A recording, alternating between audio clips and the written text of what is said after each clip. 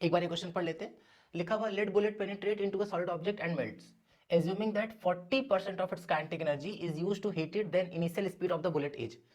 अब हम लोग से बोला जा रहा है कि एक लेड का बुलेट है जो किसी सॉलिड ऑब्जेक्ट में हिट करता है।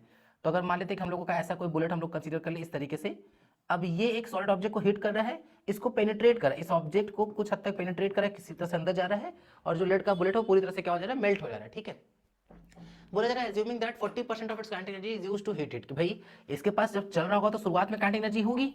अब काइनेटिक एनर्जी का केवल कितना परसेंट, 40% ही है जो इसके हीटिंग में गया है। तो पूछा जा रहा है कि जो बुलेट है उसका इनिशियल स्पीड कितना रहा होगा। तो देखते हैं, बोला गया कि इनिशियल टेम्परेचर जो बुलेट का है वो है 127, मेल्टिंग पॉइंट है 327। अब सोचो ध्यान से, भाई बुलेट का इनिशियल टेम्परेचर 127 दिया गया है, कंफर्म अगर मेल्टिंग पॉइंट 327 है और क्वेश्चन में बोल दिया गया कि वो मेल्ट हो जा रहा है, इसका मतलब कि शुरू में पहले ये 127 से 327 गया होगा और तब जाकर के क्या होगा, ये मेल्ट होगा। इसका मतलब अगर हम लोग टोटल एनर्जी हीट की बात करें कि कितना हीट ये यूज किया होगा, तो उस हिसाब से चलते हैं।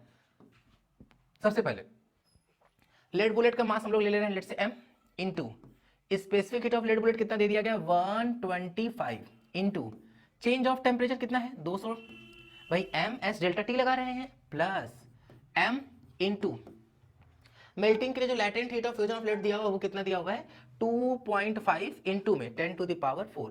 यहाँ पे जो ये m हम लोग किस में लेके चल रहे हैं, केजी में लेके चल रहे हैं, और जो यहाँ से जवाब आ रहा है किस में आ रहा है, जूल में आ रहा है। अब हम लोग को पता है भाई कि जो वर्क इज इक्वल टू क्या हो जाएगा, J इंटू एच। अब वर्क डन की बात करें तो क्या हो जाएगा कि कितना, बोले 40% ऑफ इट्स काइनेटिक एनर्जी। मान लेते हैं कि इसका मास कितना था m, स्पीड कितना था v स्क्वायर, इसका 40%, तो मतलब कितना 40/100। यही तो पूरी की पूरी हीटिंग दिया होगा।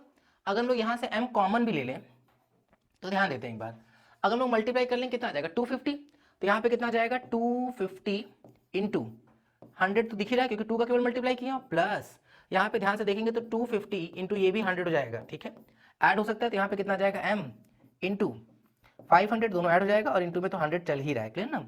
यहाँ ध्यान से देखेंगे 0 0 एलिमिनेट हो जाएगा, कितना आएगा ये वैल्यू 2/5, ठीक 2 से कट गया, इंटू में 1/2 चल रहा है और इंटू में क्या हो जाएगा mv स्क्वायर, m से m कैंसिल आउट कर देंगे, 2 से 2 कैंसिल आउट कर देंगे, तो v square is equals to 5 का अगर मल्टीप्लाई कर लेंगे तो कितना आ जाएगा 500 इंटू 100 था ही, 5 का मल्टीप्लाई कर लेंगे तो ये भी 500।